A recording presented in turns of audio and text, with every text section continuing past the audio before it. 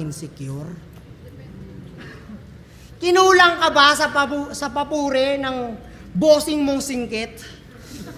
Kaya ako napagbalingan ng naipon mong ngit-ngit? Pues imbis na magalit, awa na dama ko sa aking dibdib. Pare, huwag ka kasi sa akin manalamin at baka mamatay ka sa inggit.